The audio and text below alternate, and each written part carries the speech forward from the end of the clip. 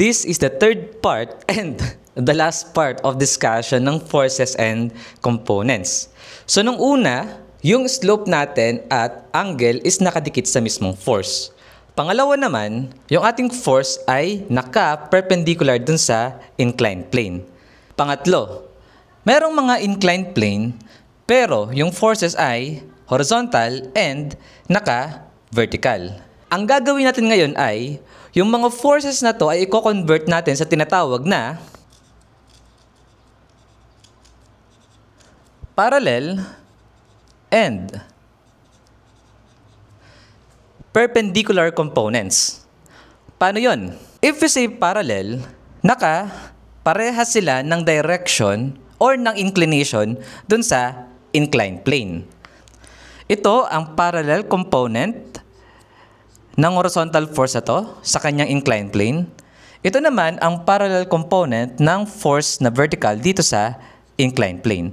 Tawagin natin ngayon to as F parallel. Ito rin, F parallel. Ano naman yung perpendicular component? Sinabi na namin sa aming second part ng discussion, kapag sinabi natin perpendicular, naka 90 degrees dun sa inclined plane.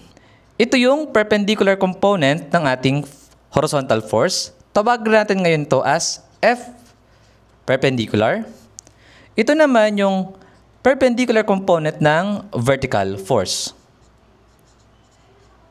Parehas na parehas sila ng itsura at ng inclination. Okay? Pero take note guys, magkaiba sila ng equation. Bakit?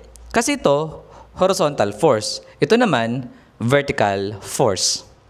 So, ano gagawin natin? I-check lang natin yung inclination natin. Eh di ba, sa last discussion natin, ang angle na to is what? Opposite. So, if this is opposite, therefore, this is also equivalent to theta. If this is equivalent to theta, ang gawin natin is, iusog natin itong F perpendicular dito. So, ito na ngayon yung F perpendicular. Yung ating theta is adjacent dun sa F parallel. Therefore, yung ating F parallel is equivalent to force F multiplied by what? Cosine of theta. Kasi adjacent siya, hindi ba? Ngayon, yung ating F perpendicular naman is opposite kay theta. At kapag opposite, ano yun? Sin theta. E paano naman kaya kapag vertical force? Gawa tayo rito ng x-axis. And then, this is our angle theta. Anong kasunod ng theta dito? Yun yung angle alpha. Tapos itong angle alpha na to, anong kasunod? Angle theta. So ang gagawin naman natin dito is, yung F parallel natin is ilalagay natin dito. Ito na ngayon yung ating F parallel. Yung ating F parallel is opposite kay theta. Therefore, F parallel is F multiplied by sine of theta. At yun namang ating F perpendicular is naka-adjacent kay theta. Therefore, this is F multiplied by cosine of theta. Kaya makikita ninyo, magkaiba sila ng equation. Sir, nakakalito naman po. Hindi naman siya nakakalito actually. Kailangan nyo lang tingnan kung nasaan yung angle. Katapos nun, i-check ninyo kung ano ba yung relationship ng angle dun sa mga forces. Di ba ito nga, yung angle na to, na theta, is adjacent kay F parallel. Kaya ang partner niya, cosine. F perpendicular is opposite, therefore sine. Ito naman, ang theta natin is opposite kay F parallel, kaya sin theta. Ang F perpendicular naman is adjacent kay theta, kaya cosine theta. Sir, paano naman po kapag slope? So ano ba to? A, B, and then C. Therefore, sin theta is equivalent to A over C. At yung atin namang cosine theta is equivalent to B over C. E di papatan nyo lang to. Ngayon, yung ating F parallel dito is equivalent to F cosine B over C. At yung atin namang F perpendicular dito is equivalent to F multiplied by A over C. Tapos dito naman, ganun din. A, B, and C. Parehas na parehas lang dito, di ba? Kaya yung ating F parallel dito is equivalent to F, sine, no? Ang sine is A over C. Tapos, ang ating F perpendicular dito is equivalent to F multiplied by cosine theta, which is B over C. Nagets nyo ba guys?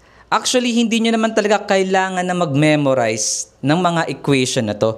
Ang kailangan nyo lang is alamin kung ano ba yung relationship ng ating theta dun sa mga components natin para mas madali ninyong maintindihan. Kasi yung iba, alam nyo yung gagawin dyan, panigurado, memorize to.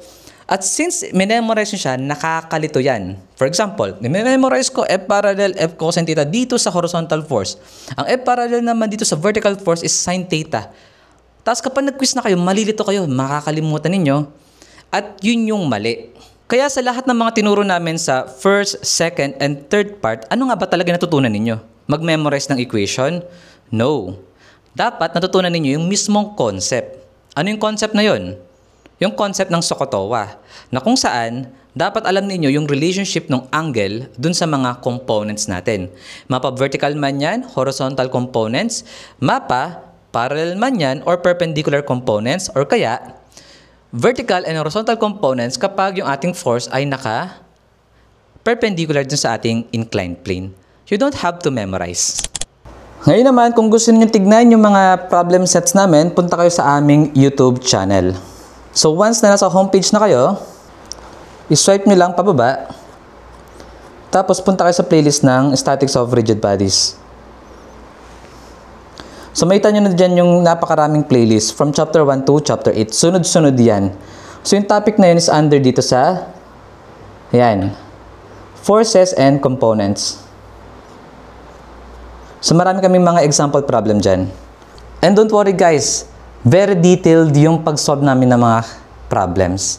Again, this is Engineer Bonjour Barbello and you are watching CEBox. Don't forget to subscribe to our YouTube channel and like our Facebook page and 2 TikTok accounts.